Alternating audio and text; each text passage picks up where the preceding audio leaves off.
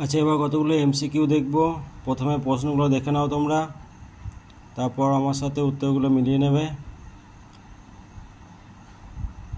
ঠিক আছে, দেখো প্রথমে দেখো, জ্বর হওয়া কোনো রোগীর শরীরে উষ্ণতা পাওয়া গেল 104 ডিগ্রি ফারেনহাইট, তাহলে সেলসিয়াস স্কেলে তার মান কত হবে? তাহলে এটা একটু রাফ করে নিতে হবে।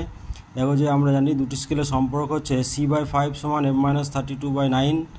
এখানে এফ এর জায়গায় বসিয়ে দাও 104, তাহলে এটা ক্যালকুলেশন করা হচ্ছে C সমান 40 ডিগ্রি। তার মানে 104 ডিগ্রি ফারেনহাইট উষ্ণতার মান সেলসিয়াস স্কেলে হয়ে যাবে কত না 40 ডিগ্রি।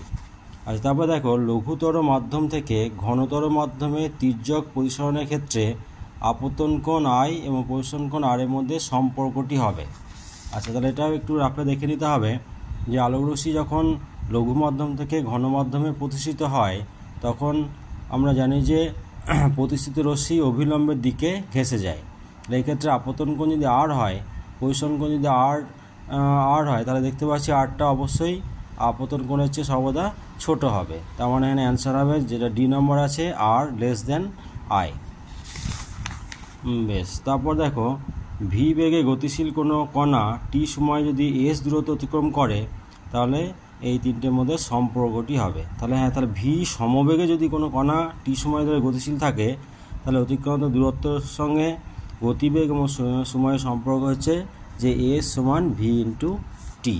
এবং তার মানে ভি সমবেগে যদি কোনো কণা টি সময় গতিশীল থাকে তাহলে দূরত্ব হয়ে যাবে এস সমান ভি ইন্টু টি। আচ্ছা, তারপরে একটা বিক্রিয়া আছে, তাহলে এই বিক্রিয়াটা হচ্ছে বুঝতে পারছো এখানে মূলকগুলো পরস্পর স্থান বিনিময় করেছে, তাহলে এটা হচ্ছে একটা বিনিময় বিক্রিয়া। আচ্ছা, তারপরে দেখো কোনো বস্তুর উপর 5 নিউটন বল প্রয়োগ করলে বস্তুটি বলের দিকে 8 মিটার সরে গেল, তাহলে কৃতকার্যের মান। তাহলে কৃতকার্য তোমরা জানো যে বল গণিত সরণ গুণফল সাহায্যে বের করতে হচ্ছে। তাহলে এখানে 5 8 40, তার মানে হয়ে যাবে 5 8 40 জুল। এটা হয়ে যাবে কৃতকার্যের মান। আচ্ছা, সোডা ওয়াটার থাকছে, কোন অ্যাসিড থাকছে তাহলে দেখো, তাহলে হচ্ছে না কার্বনিক অ্যাসিড। বেশ, পোড়াচুনের রাসায়নিক সংকেত, তাহলে পোড়াচুন হচ্ছে ক্যালসিয়াম অক্সাইড CaO। আচ্ছা, পলিথিনের সংকেত, তাহলে পলিথিনের সংকেত তোমরা জানো যে পলিথিন হচ্ছে কি না ইথিলিনের পলিমার। তাহলে ইথিলিনের সংকেত C2H4, তাহলে পলিথিনের সংকেত হয়ে যাবে C2H4 বাইরে N সংখ্যক। তার মানে N সংখ্যক ইথিলিন অণু পরস্পর জুড়ে গিয়ে পলিথিন গঠিত হয়। আচ্ছা, প্রদত্ত কোন পলিমারটি বায়োডিগ্রেডেবল? তাহলে কোন পলিমারটি দেখো মাটিতে জীবাণু দ্বারা মাটির সাথে মিশে যাবে, তাহলে সেটা হয়ে যাবে মাংসপেশির প্রোটিন।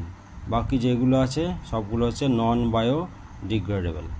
আচ্ছা, লাস্টেটা দেখো যে একটি মৌলের পরমাণু ক্রমাঙ্ক 11 ভর সংখ্যা 23, তাহলে প্রোটন সংখ্যা, তাহলে পরমাণু ক্রমাঙ্ক মানেই হচ্ছে প্রোটন সংখ্যা, তার মানে এটা প্রোটন সংখ্যা হয়ে যাবে 11।